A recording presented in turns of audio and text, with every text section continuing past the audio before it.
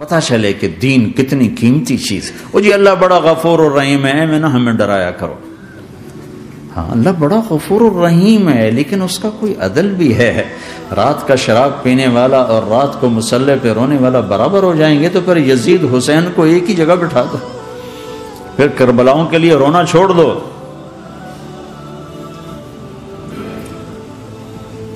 رات کو ناچنے والی رات کو رونے والی برابر ہو جائیں گے، سود کھانے والا حلال کھانے والا برابر ہو جائیں گے، شراب بیچنے والا اور مزدوری کرنے والا برابر ہو جائیں گے، جھوٹ بولنے والا سچ بولنے والا برابر ہو جائیں گے۔ افنجعل المسلمین کالمجرمین ما لکم کیف تحکمون ام لکم کتاب فیہ تدرسون۔ اس سے زیادہ واضح کیا بتاؤں کہ میرا رب کہتا ہے کون سی کتاب میں لکھا ہوا ہے کہ ماننے والا نہ ماننے والا برابر کر دوں گا؟ کون سی کتاب میں؟ اللہ کو یہ کہنا پڑ رہا ہے ام لکم کتاب فیہ تدرسون، کس کتاب میں یہ لکھا ہوا ہے؟ ام نجعل المتقین کالفجار، ایک بدماش اور ایک فرمانبردار کو برابر کر دوں؟ کہاں لکھا ہوا ہے؟ ایسی ہستیاں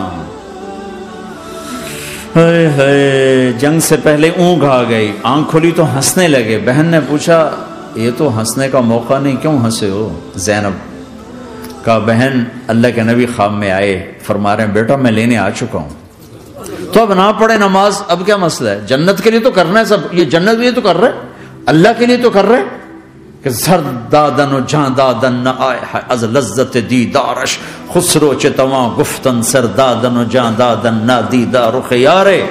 اس اللہ کے لیے تو سر کٹا رہے ہیں، تو وہ تو راضی ہو چکا ہے، نبی آ چکا ہے، آؤ بیٹا میں لینے آ چکا ہوں، تو اب نہ پڑھیں نماز؟ نہیں، برمنگم والوں کو کون بتائے گا کہ نماز کیسی چیز ہے؟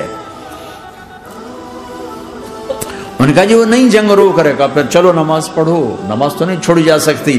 آدھوں کو روک دیا تم جنگ کرو، آدھوں سے کہا تم نماز پڑھو، آدھوں نے نماز پڑھی، آدھوں نے جنگ کی۔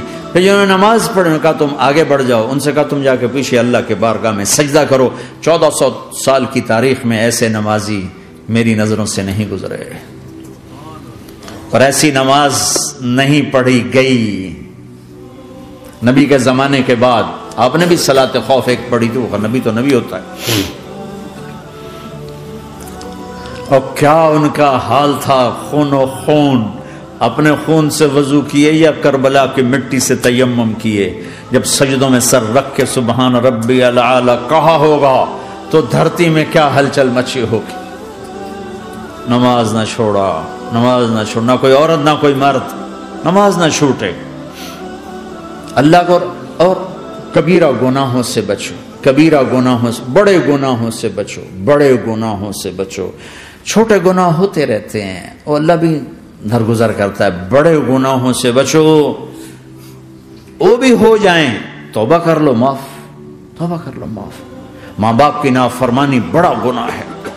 ایک صحابی کی بیگم نے کہا یا رسول اللہ میرے خاوند موت کی حالت میں کلمہ نہیں پڑھا جا رہا، علقمہ۔ آپ دوڑے ہوئے گئے، ہم نے کہا بیٹا کلمہ پڑھو، کہا جی نہیں پڑھا جا رہا، بول رہے ہیں، کہا جی پڑھا نہیں جا رہا، کہا کیوں؟ پھر آپ نے ایک دم کہا کوئی ماں باپ میں زندہ؟ کہا جی ماں راضی ہے؟ کہا نہیں ناراض، بلاؤ۔ وہ آ گئیں، آپ نے کہا علقمہ کی اماں تمہیں بچے سے ناراض ہو؟ کہا جی ہاں۔ کیوں ناراض ہو؟ کہا جی اور کچھ نہیں، بہت نیک بچہ ہے، تہجد پڑھتا ہے، روزے رکھتا ہے، قرآن پڑھتا ہے، مجھ سے بدتمیز ہو کے بولتا ہے۔ وہ مجھے ابھی راستے میں بتا رہا تھا ایک ساتھی کہ جی یہاں کے جو بچے ہیں وہ ماں باپ کے ساتھ بہت بدتمیز ہو کے بولتے ہیں۔ پہلا قصور ماں باپ کا، انہوں نے کب ٹائم دیا تھا؟ انہوں کو ٹائم دیا تھا بچوں پر محنت کے لیے؟ کہا یا رسول اللہ اور کچھ نہیں ہے، بدتمیز ہو کے بولتا ہے۔ تو آپ نے کہا معاف کر دے، کہا میرا دل ٹوٹا ہوا ہے۔ آپ نے کہا اچھا اگر میں اسے آگ لگاؤں پھر سفارش کرو گی، معاف کرو گی؟ کہا پھر تو کروں گی، اتنا تو میں نہیں سہ سکتی۔ کہ اگر تو نے معاف نہ کیا تو سیدھا اللہ کی آگ میں جائے گا۔ ہے کون؟ صحابی۔ آپ نے کہا اچھا یا رسول اللہ میں معاف کرتی ہوں، میں معاف کرتی ہوں۔ تو آپ نے کہا بیٹا کہو لا الہ الا اللہ، تو اس کے کہا لا الہ الا اللہ، اور جان نکل گئی۔ پھر آپ نے اس کا جنازہ پڑھا اور اس کے دفن میں شریک ہوئے، قبر تک گئے۔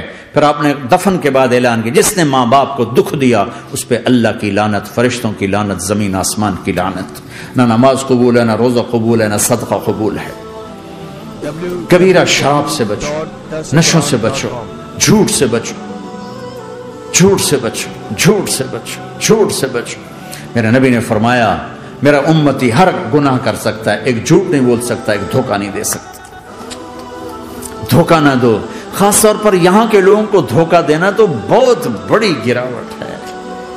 یہاں کی حکومت نے تمہارے ساتھ کیا کچھ نہیں کیا، تم انہی کو دھوکہ دو۔ ٹیکس بچانے کے لیے جھوٹ بولو، کتنے پیسے بچا لو گے؟ جھوٹ بول کے تم نے سارا ملک بچا لیا تو اللہ کی قسم گھاٹے کا سودا۔ پیسہ نہ بچاؤ، سچ کو بچاؤ۔ سچ پراپرٹی ہے، پیسہ پراپرٹی نہیں ہے، سچ پراپرٹی ہے۔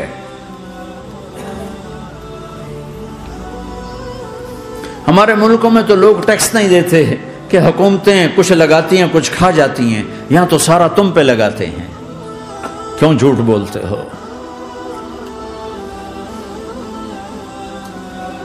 کیوں دھوکہ دیتے ہو؟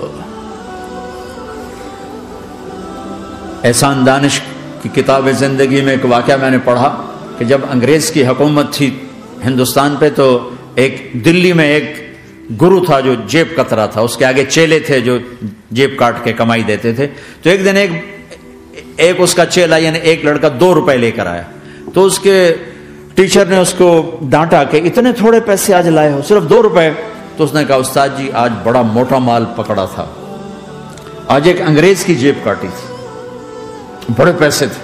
لیکن جب میں 4 قدم چلا تو مجھے خیال آیا کہ اگر قیامت کے دن عیسیٰ علیہ السلام نے میرے نبی کو تانا دے دیا، گلہ دے دیا کہ آپ کے امتی نے میرے امتی کی جیب کاٹی تھی، تو پھر میں اپنے نبی کو کیا جواب دوں؟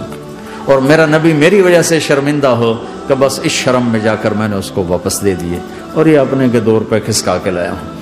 تو وہ گرو نے اس کو 10 روپے انعام دیا کہ بیٹا یہ تیرا آج کا انعام ہے کہ تو نے خوب کیا۔ تو تمہارا ان لوگوں سے واسطہ ہے، عیسیٰ علیہ السلام تانا دے بیٹھے تو کدھر جاؤ گے؟ جھوٹ نہ بولو چاہے سب کچھ دینا پڑ جائے، جھوٹ بول کے پیسہ نہ بچاؤ، دھوکہ دے کے کاغذات نہ بناؤ۔ یہاں کی لڑکیوں سے اس لیے شادی کرنا کہ میرے کاغذات بن جائیں، اللہ کے واسطے ایسی ذلت کے کام نہ کرو۔ میرے نبی نے فرمایا جس نے دھوکہ دیا میری امت سے نکل گیا۔ نماز چھوڑنے پر کہا اس نے کفر کیا، جس نے نماز چھوڑی کفر کیا، اور جس نے دھوکہ دیا میری امت سے نکل گیا۔ من غش فلیس منا۔ جھوٹ نہ بولو، دھوکہ نہ دو، سب کچھ چلا جائے جانے دو، سچ کا ساتھ نہ، سچ کا ساتھ۔ ابن خراش رحمت اللہ علیہ کے بارے میں مشہور تھا، زندگی بھر کبھی جھوٹ نہیں بولا۔ حجاج کا زمانہ، ان کے 2 بیٹے حجاج کے خلاف جنگ میں شریک ہو گئے، پھر ان کو شکست ہوگی، وہ بھاگ گئے، پھر چھپتے چھپاتے گھر پہنچ گئے۔ CID نے بتایا کہ وہ گھر آ گئے، تو حجاج نے کہا آج ابن خراش کا امتحان لوں گا۔ ان کو بلا لیا، کہنے لگا ابن خراش اور تیرے 2 بیٹے ہمارے خلاف جنگ میں شریک ہوئے تھے، وہ پہ بھاگ گئے تھے، ان کی کوئی خبر ہے کہاں ہے؟ تو انہوں نے مسکرا کر فرمایا کہ حجاج زندگی موت تو اللہ کے ہاتھ میں، گھر آ چکے ہیں، گھر میں ہیں، ابھی یہیں چھوڑ کے آئے ہوں۔ تو حجاج نے کہا تیرے سچ پر تیرے بیٹے تجھے ہدیہ کرتا ہوں، اگر تو جھوٹ بولتا تیرا سر بھی اڑا دیتا، تیرے بچوں کا سر بھی اڑا دیتا، تیرے سچ پہ تجھے تیرے بیٹے تحفہ دیتا۔ مسلمان جھوٹ نہیں بولتا۔ چند پاؤنڈ کی خاطر تم کاغذات میں ہیرا پھیری کرو، ڈرو اس دن سے جس دن اللہ کے سامنے کھڑا ہونا ہے۔ یہاں کے پیپر بنانے کے لیے یہاں کی لڑکیوں کو دھوکہ دو، ڈرو اس دن سے جس دن اللہ کے سامنے کھڑے ہونا ہوگا۔ عیسیٰ علیہ السلام کا تانا اگر گلا آ گیا نبی کو تو کدھر جاؤ گے؟ سچ کے ساتھی بنو، سچ کے ساتھی بنو، سچ کے ساتھی بنو۔ ٹیکس دینا پڑے دو، دینو، تم پہ خرچ ہوتا ہے۔ ایک طرف 4 پیسے ہیں، ایک طرف سچ ہے، کہ مسلمان سچ بولتا، جھوٹ نہیں بولتا۔ ایک دفعہ سہارنپور میں جھگڑا ہو گیا، ایک جگہ تھی ہندوؤں کی، مسلمانوں نے قبضہ کیا ہوا تھا،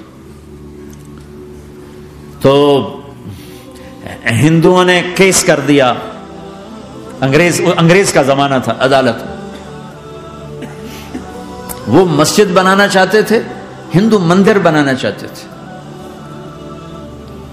تو دونوں طرف بات تپی ہوئی، تو آخر وہ جج نے کہا بھائی کوئی ایسا آدمی ہے، ہندوؤں سے کہا، جو گواہی دے دے تو اس کی گواہی تم قبول کر لو گے؟ اور مسلمانوں سے بھی پوچھا تو ہندوؤں نے کہا جی ہاں، مفتی مظفر حسین صاحب اگر گواہی دے دیں کہ زمین مسلمانوں کی ہے تو ہم دے دیں گے۔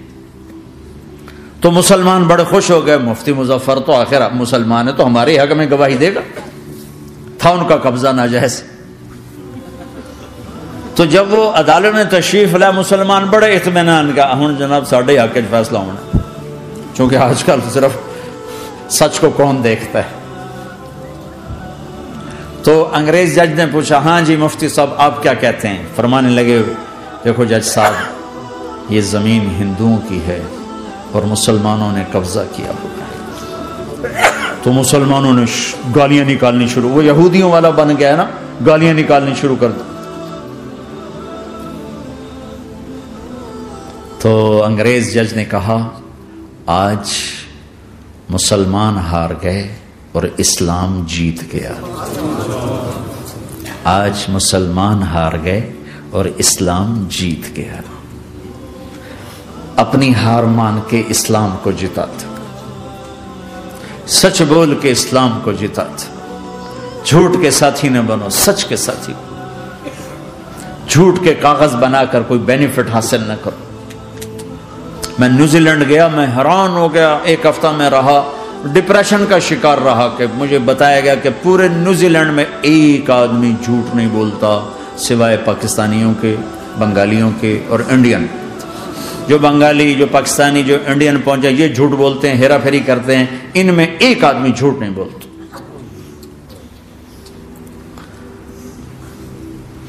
سچ تو ایک عالمی صفت ہے، جو اللہ کو نہیں مانتا وہ بھی کہتا ہے سچ بہت اعلیٰ چیز ہے۔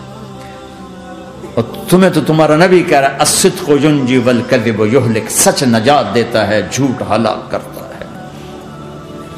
آپ تشریف لے جا رہے تھے، آپ کو آواز آئی یا رسول اللہ، آپ نے ادھر ادھر دیکھا کوئی نظر نہیں آیا، پھر آواز آئی یا رسول اللہ، پھر آپ نے دیکھا تو ایک ہرنی آپ کو پکار رہی تھی، ہرنی وہ بندھی ہوئی رسی کے ساتھ۔